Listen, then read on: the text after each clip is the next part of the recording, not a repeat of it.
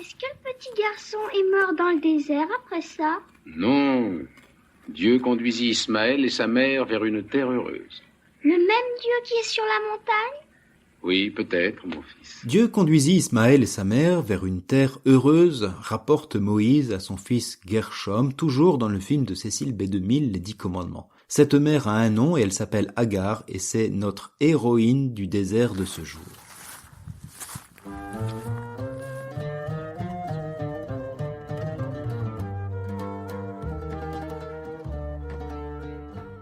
Agar partit et alla errer dans le désert de Beer-Sheba.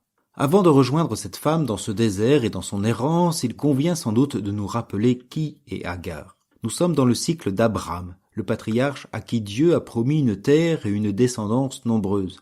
Cependant, sa femme Sarah est non seulement âgée mais stérile. Aussi, dans son incrédulité bien incompréhensible, elle invite son époux à s'unir à sa servante égyptienne nommée Agar. Nous trouvons cela en Genèse 16.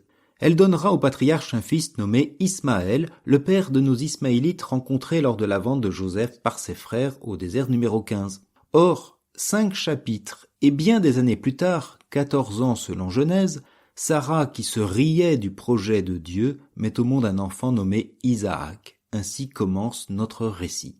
L'enfant Isaac grandit, et il fut sevré. Abraham donna un grand festin le jour où Isaac fut sevré. Or, Sarah regardait s'amuser Ismaël, ce fils qu'Abraham avait eu d'Agar l'Égyptienne.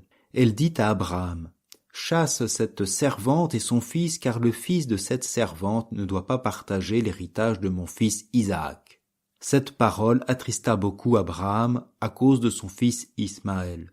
Mais Dieu lui dit, « Ne sois pas triste à cause du garçon et de ta servante. Écoute tout ce que te dira Sarah, car c'est par Isaac qu'une descendance portera ton nom.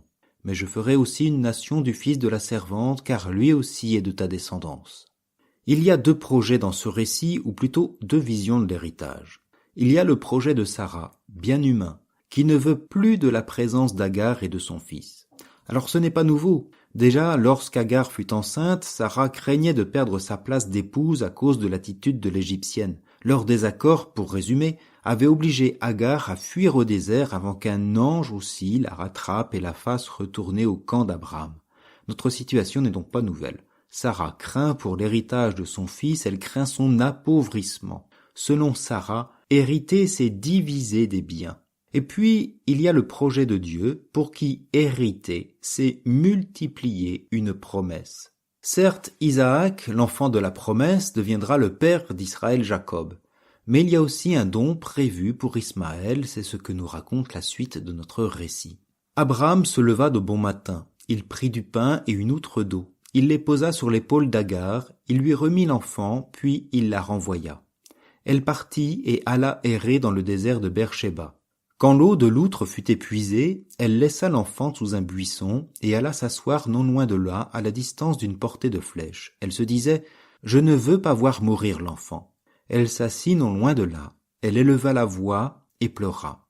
Dieu entendit la voix du petit garçon, et du ciel l'ange de Dieu appela Agar. « Qu'as-tu, Agar? Sois sans crainte, car Dieu a entendu la voix du petit garçon sous le buisson où il était. Debout, prends le garçon et tiens-le par la main, car je ferai de lui une grande nation. » Alors Dieu ouvrit les yeux d'Agar, et elle aperçut un puits.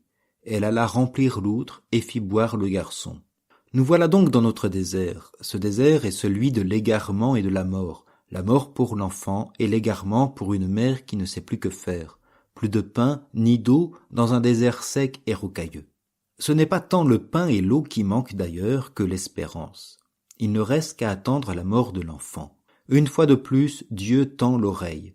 Et comme le souligne le récit, la voix qu'il entend n'est pas celle qui nous a été donnée à entendre. Elle éleva la voix et pleura. Dieu entendit la voix du petit garçon. Indépendamment de la misère d'Agar, Dieu a entendu celui que l'on n'entendait pas. Il a vu celui qui était sous le buisson, le plus caché, le plus silencieux, le plus fragile. « Je ne veux pas voir mourir l'enfant, disait Agar. J'ai entendu l'enfant, répond le Seigneur par son messager. Le projet de Dieu s'ouvre toujours sur la vie et l'avenir, car au-delà de la fragilité visible de l'enfant, une grande nation se cache. Ce que les yeux n'ont pu voir, Dieu le révèle à Agar. Sa promesse, qui toujours est une promesse de vie, ne peut mourir. La voix du Seigneur relève et guide. Agar est debout, vivante. Agar redevient mère, tenant son fils par la main, promis à un avenir. Dieu a vaincu pour elle et Ismaël son errance et sa désespérance.